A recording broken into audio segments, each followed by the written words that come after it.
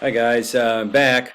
Sorry, the last couple of videos I've got a kind of a video issue here. I've got what appears to be a 2 to 3 second delay, so I'm not seeing myself directly. So I think I may have ended my video before I said the last goodbye to you last time. So I'm experiencing technical difficulties with my recorder thing, and it's actually my laptop because my laptop is like 11 years old. So, and it's on its last leg. So, bear with me as I get through this. So this is the progress report memo video.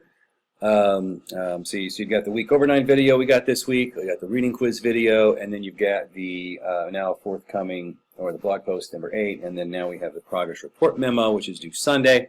So, all right. So let's take a look at that. I'll minimize myself here down to your corner.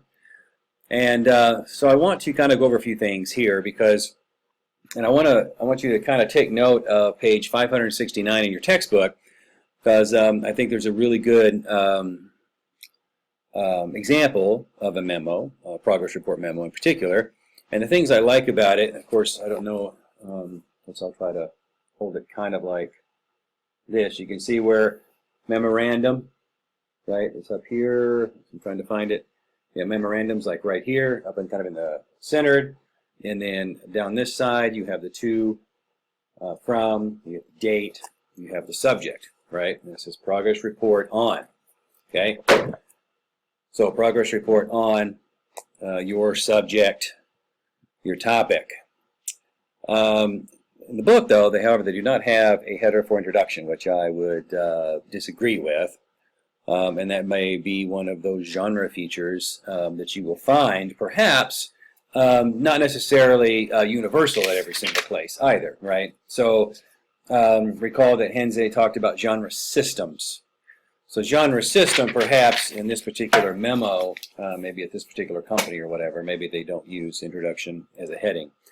Because I think if you have conclusion as a heading, you should have introduction as a heading, unless perhaps in that genre system, it's a given, and a lot of times it is a given that the first paragraph is or can be the introduction. However, there are other things that may need to be said prior to an introduction that sets up the introduction to a memo. So I think those are one of those key individual features, right? That Henze talks about in these genre systems, perhaps. So kind of drawing our attention back into 569, so and this is when I guess I'll figure out who's watching these videos and who's not, I do want to see an introduction heading. And then, so according to your progress report memo, which we have on the screen here, assignment description, a good progress report will answer all the reader's questions, right, which you will find in Anderson, right? Particularly in this one, you want to make sure that you give your instructor a good sense of what you've accomplished, right? So if we look at this one for the memorandum, right, on page 569, we can see they've got a subheading, results from last 2 weeks.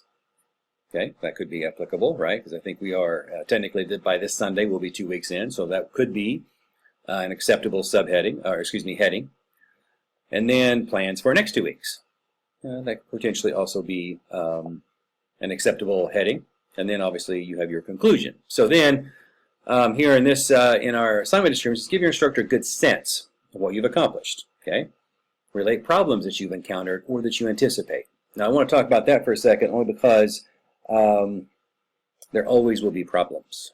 Okay, there's no such thing as the perfect study, research report, analysis, or whatever. Especially when you're dealing with needing to meet with people.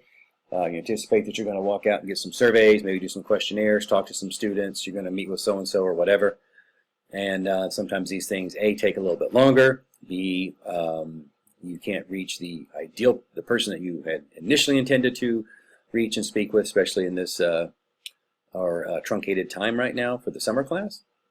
And so you may have to speak with somebody else. You may have to consider another way to obtain the information. So if you're already encountering some of those items, this is a great time to share them with me. I may be able to help you. So, and that's kind of the idea behind the progress report memo. Relate problems that you've encountered or that you anticipate, and then update any necessary changes to the schedule described in the project plan. So there's 3 items there. So your memo could have an introduction. It could have results from last 2 weeks, plans for next 2 weeks, and then it could have changes to the schedule, and then a conclusion. Right? Those are the introduction and the conclusion are kind of expected. What you put in between those, as long as they address the bullet points that we have here, and you want to call them something else, as long as you feel, as long as they remain in that professional and it's understandable what you're referring. That's fine. That's good. So keep those things in mind if you would, please. And then the learning, the minimum requirements. Progress report memo, 1 to 2 pages, following memo format with headings. You could have lists. If you have lists, make sure you use parallel structure. Make sure you have active white space and visuals as necessary. If you're going to add visuals, that is in addition to the 1 to 2 pages of memo writing stuff, right? So if you have a graph which you are working with that you have located, and there's something interesting about that graph that you want to point to and use, by all means do, or a snapshot of some statistical data, but that does those are in addition to the at least 1 to 2 pages of actual memo. Okay, so make sure that that's clear. So I guess the next thing we need to talk about, so I'm going to go back here. Managers need to be kept apprised of the status of projects. You will often be writing progress in an informal manner. Some will help acclimate you to the process of writing progress reports and keep you on track for the current project.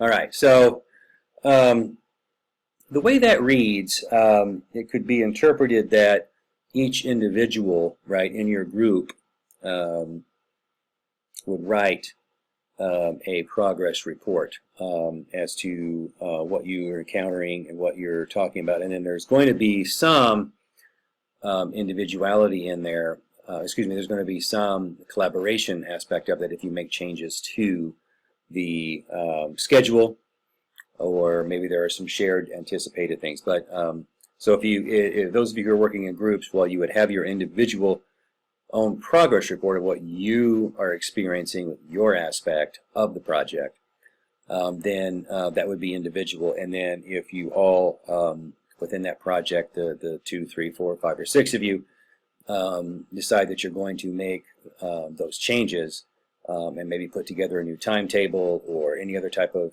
changes like that, then you guys in that same group could share that particular aspect of the progress report. Does that make sense?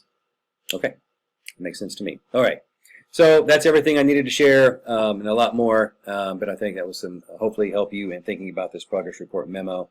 And this is kind of where we're starting to put all the pieces that we've learned together. They're all kind of starting to come together, and so there'll be some more videos like this coming soon, especially as we get closer as we're writing the progress reports themselves. And I may get those done later on this week so that you have those a little bit ahead of time. All right, awesomes. Still have this delay, so I'm going to, if I stand here and it looks kind of weird for a few minutes, I apologize, but I'm going to say goodbye and then just like sit here for a minute. All right, guys, you guys are awesome. Again, have a great 4th. Have a great week. Let me know if there's anything I can do for you. Bye.